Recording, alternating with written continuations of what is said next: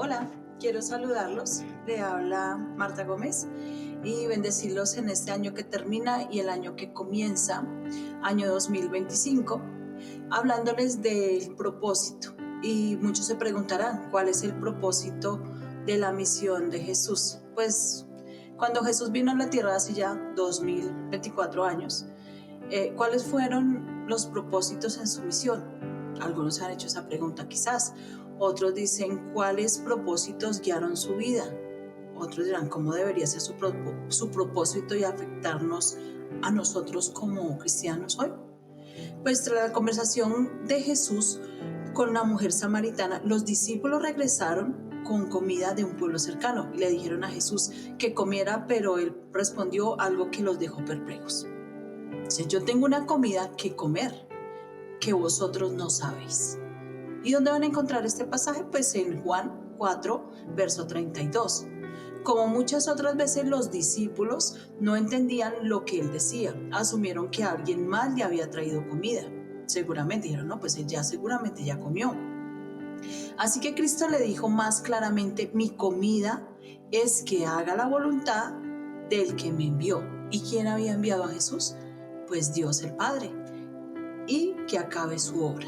Quizás en el momento ellos tampoco entendían. Y muchos de nosotros nos han hablado de Jesús y muchos de nosotros a veces no entendemos cuál es el propósito y la esencia y la gracia de conocer a Jesús. ¿Pertenecer a una religión? O más bien tener una relación personal y conocer el propósito de Dios para nuestra vida. Este año 2024 muchos hemos trazado propósitos diferentes, quizás financieros, otros de sanidad espiritual, perdonarnos a nosotros mismos. Esos son propósitos importantes, porque la parte de la integridad del hombre también tiene que ver con la sanidad económica, la sanidad mental, la sanidad emocional. Pero Jesús estaba hablando de su propósito. El propósito de Cristo motivaba todo lo que él hacía. Era tan prioritario en su vida que consideraba su sustento. Tenía que hacer la obra del Padre, así como tenía que comer para vivir. Así que más tarde Cristo le era necesario también ir a otras ciudades a anunciar el Evangelio, las nuevas buenas de salvación del reino de Dios. Y para esto, pues Dios había sido enviado. Lucas, cuando puedan revisar Lucas 4:43, vamos a encontrar este texto de una manera de énfasis añadido. El enfoque principal de Jesús y su misión claramente era ¿cuál? Él entendía el propósito y dedicó su vida, su agenda y su energía a cumplirlo en obediencia a Dios. Que Él fuera el Cordero inmolado que llevara todos nuestros pecados. Él tenía clara su misión. Pero ¿cuál era la obra que debía hacer? ¿Cómo debería ser su trabajo y su propósito para que nos impactara hoy? Hay una frase muy interesante, dice, miran los campos. Luego de hablar de la obra de su Padre, Jesús compartió con sus discípulos una analogía de la agricultura. ¿No decís vosotros, aún faltan 4 meses para que llegue la siega? Capítulo 4, verso 35 en Juan. Esas son otras palabras de un agricultor que ha plantado una semilla, que debe esperar a que pase un verano para esperar la cosecha. Pero había descansado en la obra de Jesús, él trabajaba siempre. Quizás dirigiendo la atención a un grupo de samaritanos, continuó diciendo, he aquí yo os digo, alcen vuestros ojos y miren los campos, porque ya está blanco para la siega. ¿A qué se refería la siega de personas? Pues Cristo se quedó en un lugar y predicó a los samaritanos. Les predicó durante 2 días e increíblemente muchos creyeron en su mensaje. Ese era el trabajo de Cristo, comunicar la obra de su Padre y el propósito. Pero muchos dicen, ¿pero qué predicó Jesús? ¿De qué habló? Cristo visitó muchas villas, muchas ciudades y le predicó a personas. Pero ¿cuál era el mensaje de Cristo? Mateo nos cuenta que recorrió Jesús toda Galilea y enseñó en todas las sinagogas de ellos y predicaba el evangelio del reino, Mateo 4, verso 23. La palabra evangelio proviene del griego euangelio, que significa un anuncio de buenas noticias. Así que, ¿qué noticias tú has recibido de Dios? El evangelio del reino es el sustento de que Dios intervenirá para poner fin al sufrimiento y establecer su gobierno en la tierra. Sabemos que hay hombres en diferentes continentes que procurarán hacer lo mejor posible, entre comillas. Sin embargo, el reino de Dios es perfecto. El reino de Dios no tiene margen de error. Así que el mensaje que Jesús tenía tiene 4 partes esenciales y quiero mencionarlas de esta manera. El tiempo se ha cumplido y el reino de Dios se ha acercado. Y les decía: arrepentíos y creed en el evangelio. Desde el tiempo se cumplió.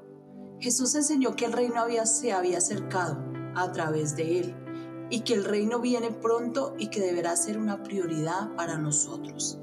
Además le dijo a sus oyentes que si creían en ese mensaje debían arrepentirse, debían cambiar de vida, porque realmente él decía que es la puerta, ¿sí? Que por esta puerta es que entramos, que no hay otro mediador entre Dios y los hombres sino Jesucristo hecho hombre. Así que él también dio muchas señales y muchos se convencieron y creyeron en el mensaje de Jesús. ¿Has creído tú en el mensaje de Jesús? Pero la mayoría no estuvo dispuesta a dar los pasos de arrepentimiento.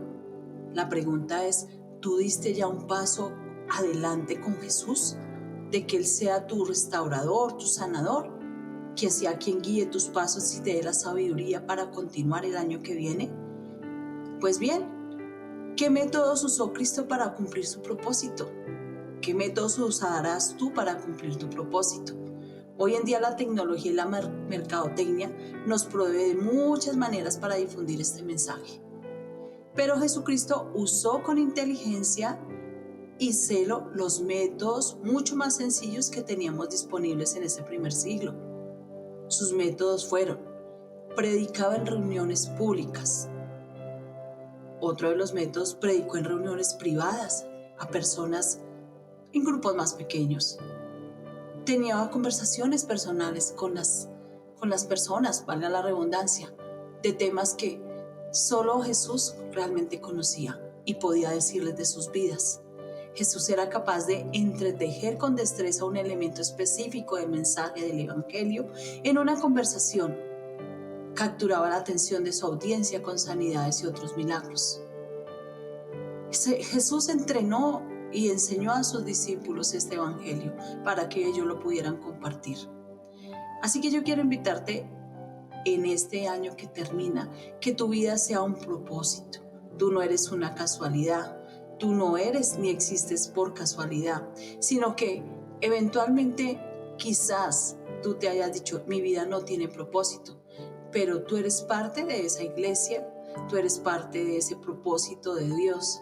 Y puedes compartir este mensaje. Del hecho mismo que escuches este mensaje, ya Dios te estará diciendo ahí al corazón que hay un propósito para tu vida. Entonces te bendigo en este año. Gracias por seguirnos en las redes, gracias por seguirnos en los diferentes canales. Te bendecimos y que somos más, que muchos se han preguntado por qué somos más, porque somos un ministerio de almas de salvación que quiere compartir contigo un mensaje.